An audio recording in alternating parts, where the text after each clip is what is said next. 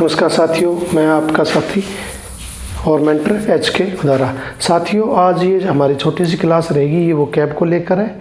और इससे पहले जो हमारी क्लास चल रही थी सब्जेक्ट एग्रीमेंट हम कर रहे थे, उसकी जो नेक्स्ट क्लास रहेगी वो आज या कल में आपकी मैं कंप्लीट 2 के करीबन क्लासें बनेगी, तो हम कंप्लीट कर लेंगे।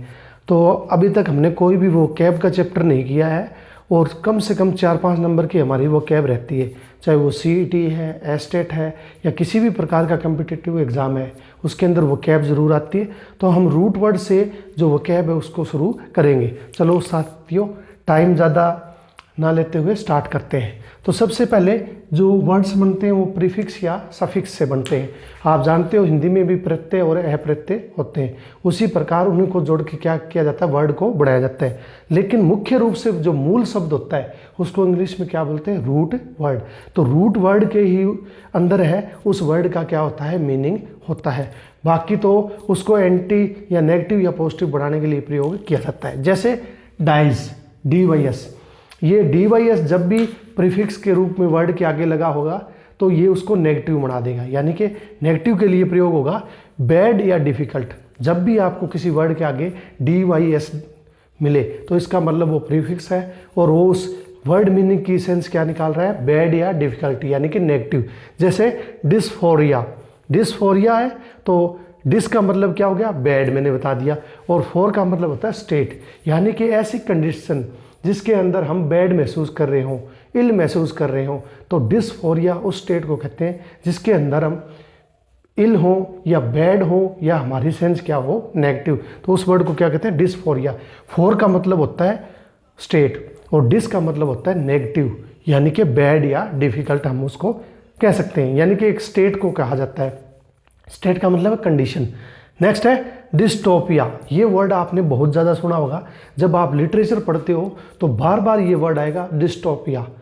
यूटोपिया और डिस्टोपिया ये दोनों वर्ड वहाँ आते हैं, तो हम आज इसको अच्छी तरह समझेंगे। डिस का मतलब बैड हो गया और टोपस का मतलब होता है प्लेस, यानी कि एक ऐसा जगह जो वहाँ सबसे ज़्यादा करप्शन हो, अराजकता हो या रहने के लिए वो जगह सही ना हो, उसको क्या बोलते हैं, डिस्टोपिया। और डिस्टोपिया यानी कि डिस्फोरिया तो होता है उस मेंटल ऑफ स्टेट का, यानी कि उस स्थिति को कहते हैं। और डिस्टोपिया यानी कि फोरिया का मतलब तो हो गया स्टेट, टोपस का मतलब हो गया प्लेस, यानी कि ऐसी जगह जहाँ पे अराजकता फैली हो, हमें अच्छा महसूस ना हो रहा हो और वहाँ पे डेमोक्रेसी की क्या हो, कमी हो, तो उसको क्या बोलते हैं, डिस्टोपिया। डिस्टोपिया ऐसा राज्य या ऐसा किंगडम या ऐसी स्टेट जहाँ पे जनता की सुनी ना जाती हो, यानी कि जनता वहाँ क्या हो, दुखी हो।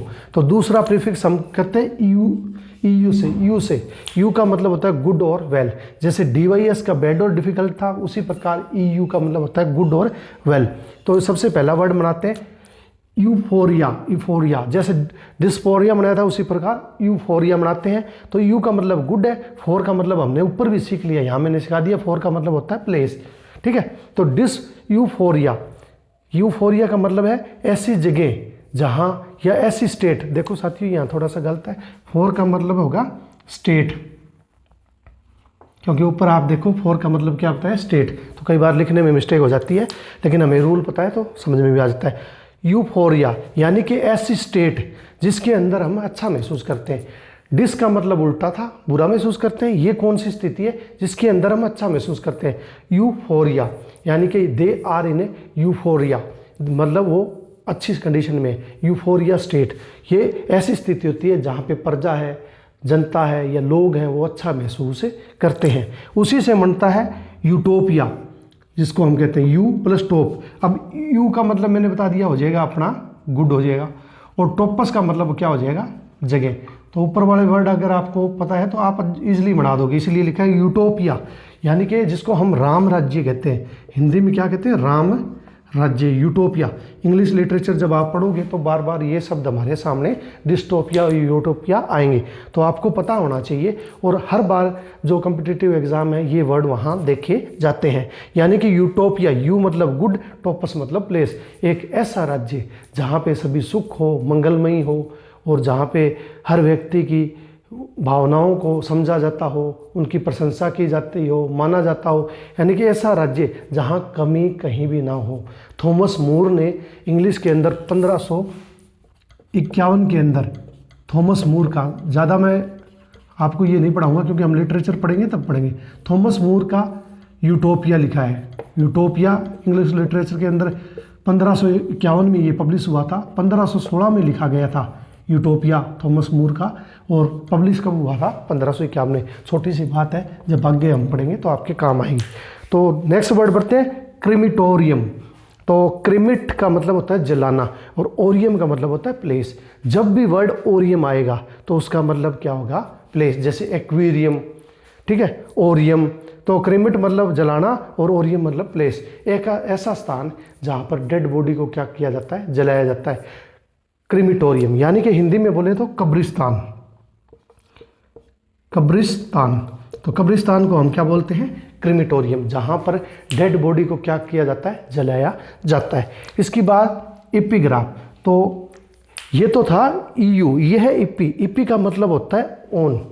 इपी का क्या मतलब होता है? ओन, किसी चीज़ के ऊपर। और ग्राफ का मतलब होता है रिटन।